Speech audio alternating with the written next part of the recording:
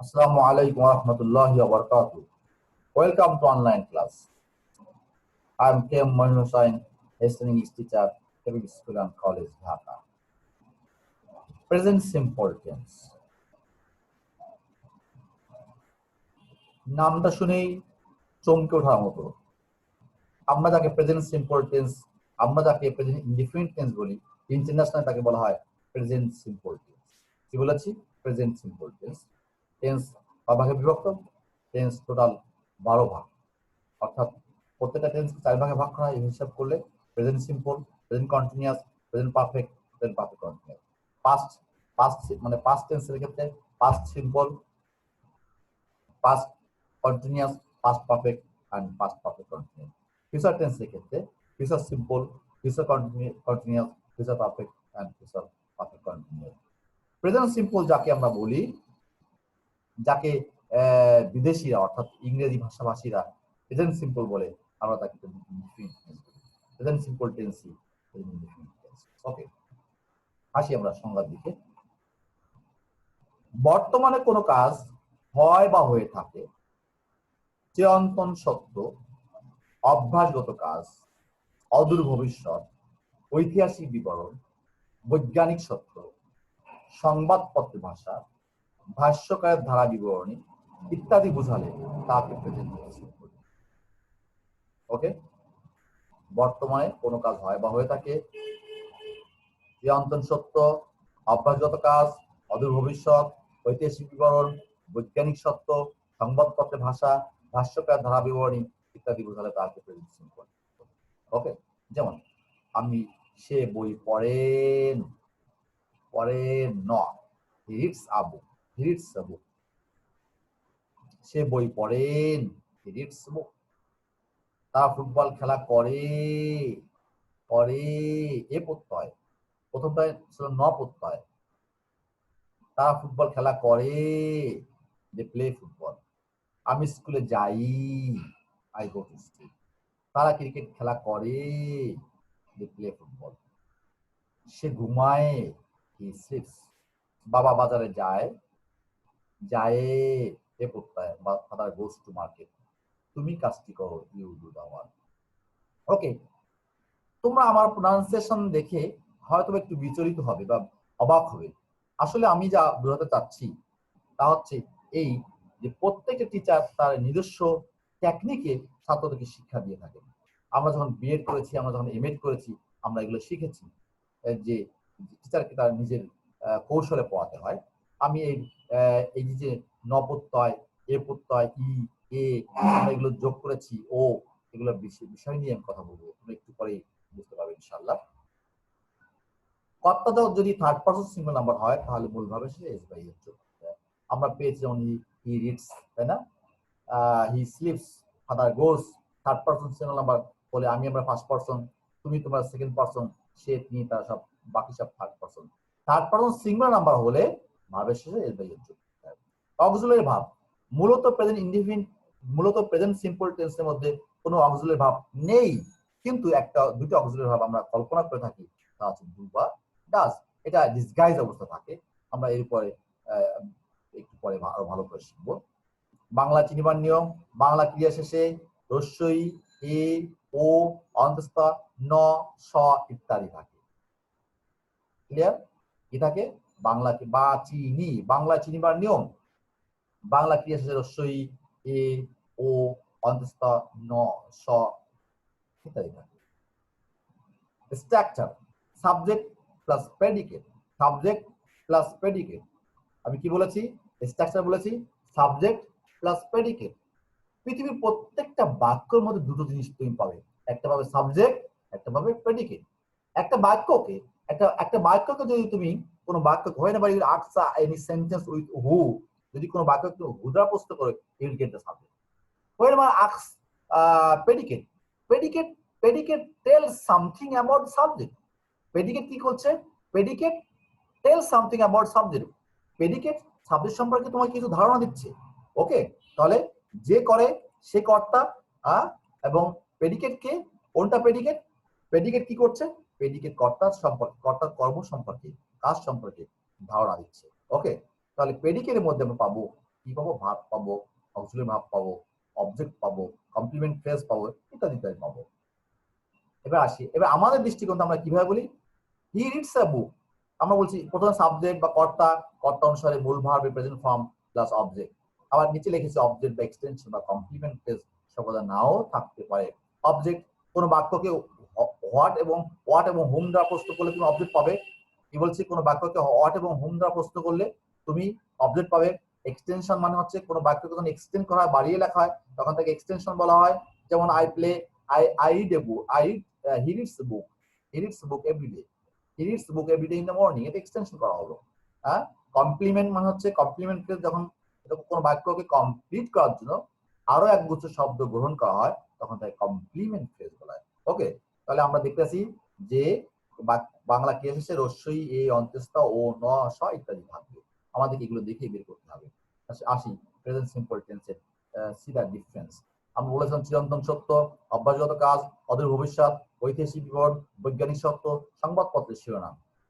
চিরন্তন সত্য, মানুষ মরণশীল, ম্যান ইজ মর্টাল। সূর্য পূর্ব দিকে ওঠে এবং পশ্চিম দিকে অস্ত যায়। The sun raises in the east and sits in the west. The sun raises in the east and sits in the west. সূর্য পূর্ব দিকে ওঠে এবং পশ্চিম দিকে অস্ত যায়। আমি দি নিয়ে প্রায়, দি এবং দা উচ্চারণ নিয়ে প্রায় কথা বলি। আমি সংক্ষিপ্তভাবে বলছি। এই যে দেখো দি, এই দি পরে যদি ভাওয়েল সাউন্ড থাকে তাহলে উচ্চারণ করতে হবে দি। এই দেখো দি, দি পরে যদি কনসোনেন্ট সাউন্ড থাকে তাহলে উচ্চারণ করতে হবে দা। এই বাক্যের মধ্যে তিনটা দি আছে, একটা দুইটা দি আছে, দুইটা দা আছে, একটা দি আছে। যেমন দেখো the sun, the sun consonant, the sun rises in the east and sets in the west. The sun rises in the east and sets in the west. Okay, the earth moves around the sun. হ্যাঁ, আমরা চিরন্তন সত্য পাচ্ছি অভ্যাসগত কাজ। He goes to school regularly. অভ্যাসগত কাজ। অদূর ভবিষ্যৎ, আমরা তৎপুরুষ সমাজ পাবো, নং তৎপুরুষ সমাজ, নয় বহু দূর, নং তৎপুরুষ, নয় দূর, নং তৎপুরুষ। আমি আগামীকাল খুলনা যাচ্ছি, যাচ্ছি, এই তো আগামীকাল। I am going to Bombay or London tomorrow. হ্যাঁ, I am going to Bombay অথবা লন্ডন টুমরো। আমি আগামীকাল বম্বে অথবা লন্ডন যাচ্ছি। হ্যাঁ, এটা অদূর ভবিষ্যৎ, ইন্ডিকেটিং, একে বলে প্রেজেন্ট ইন্ডিকেটিং ফিউচার। আমরা এটা নিয়ে পড়াশোনা করেছি। প্রেজেন্ট ইন্ডিকেটিং ফিউচার কি বলা হয়? প্রেজেন্ট ইন্ডিকেটিং ফিউচার, অর্থাৎ অদূর ভবিষ্যৎ। আমরা এটা বিস্তারিত আলোচনা করতে চাচ্ছি না। ঐতিহাসিক বিবরণ, দেখো অতীতের ঐতিহাসিক কোন ঘটনা যখন আমরা বিবরণ করতে যাই, তখন তাকে সর্বদা প্রেজেন্ট টেন্সে বিবরণ করতে হয়। যেমন 1971 সালে স্বাধীনতা যুদ্ধ হয় এবং তখন অসংখ্য মানুষ দেশের জন্য জীবন দান করে। The War of Independence takes place in 1971, and a lot of people sacrificed their lives for the sake of the country. কি হলো? The War of Independence takes place ব্যবহার করলাম কেন? এটা একটা ঐতিহাসিক ঘটনা। 71 সালের যুদ্ধ, পাকিস্তানের সঙ্গে যুদ্ধ, এটা একটা ঐতিহাসিক ঘটনা। ওরা আমাদের সঙ্গে বেইমানি করেছিল, আমরা ওদেরকে বেইমানিদের উপযুক্ত শাস্তি দিয়েছিলাম। হ্যাঁ, আমাদের প্রত্যেকটা মানুষ ঝাঁপিয়ে পড়েছিল, আমরা আমরা সামান্য অস্ত্র নিয়েই আল্লাহর রহমতে আমরা ওদেরকে পরাজিত করেছিলাম। The War of Independence takes place in 1971, and a lot of people sacrificed their lives for the sake of the country. অতীতের ঘটনা প্রেজেন্ট বিবরণ, একে বলে ঐতিহাসিক বিবরণ। বৈজ্ঞানিক সত্য, তেল পানি অপেক্ষা হালকা, oil is lighter than water. বরফ পানিতে ভাসে, দি আইস ফ্লোটস অন ওয়াটার। হ্যাঁ, সংবাদপত্রের শিরোনাম, প্যালেস্টাইন, সুইডেন প্যালেস্টাইনকে স্বীকৃতি দিয়েছে।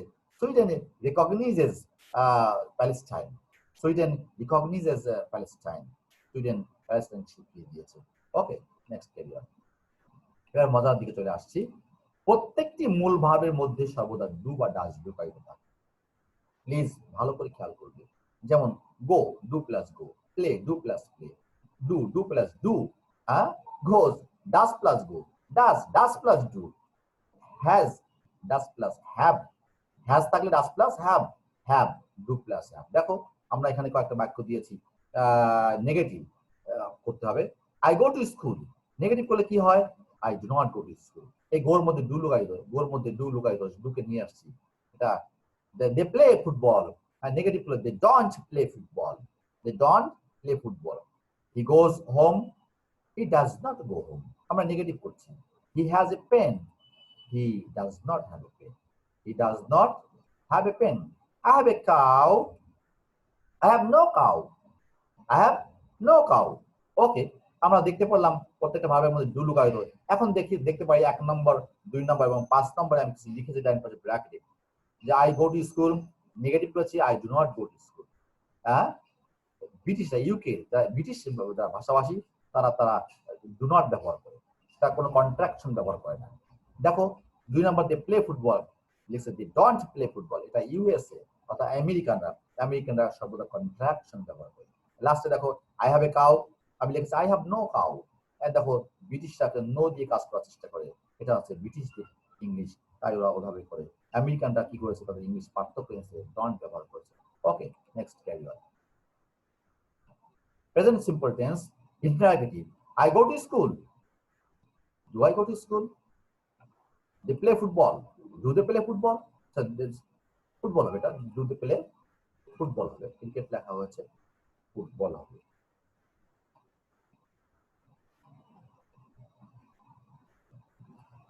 Do they play football?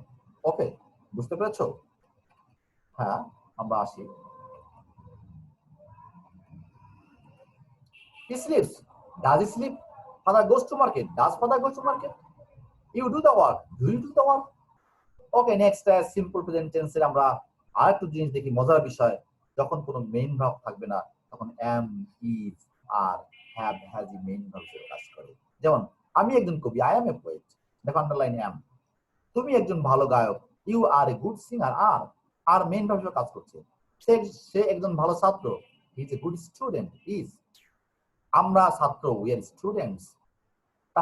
তাহার একটি কলম আছে, হি হ্যাজ এ পেন।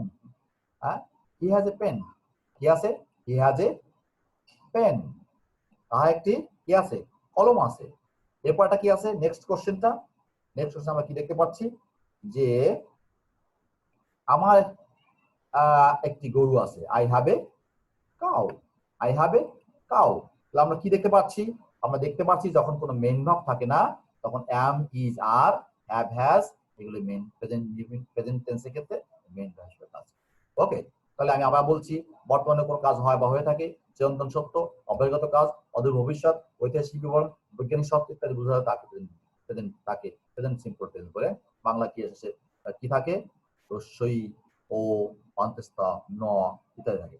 আমি এবং এখানে আমরা বলছি, যখন আমরা দেখব, এখানে বলেছি প্রত্যেকটা মূল ভাবের মধ্যে ডু বা ডাস ঢুকাইতে হবে, তাই আমরা এক্সাম্পল দিয়েছি না, ইন্টারোগেটিভ ক্ষেত্রে দিয়েছি। এবং তারপরে কি বলেছি, যখন কোনো মেইন ভার্ব থাকে না, তখন am, is, are, have, has, am, is, are, have, has main verb হিসেবে কাজ করে। I am a poet, you are a good singer, he is a good student, we are good students, he has a pen, I have a cow. Okay, আমি আশা করি তোমরা ইনশাআল্লাহ বুঝতে পেরেছো। তোমরা আমার ক্লাসটা দেখবে, ইনশাআল্লাহ তোমরা লাভবান হবে।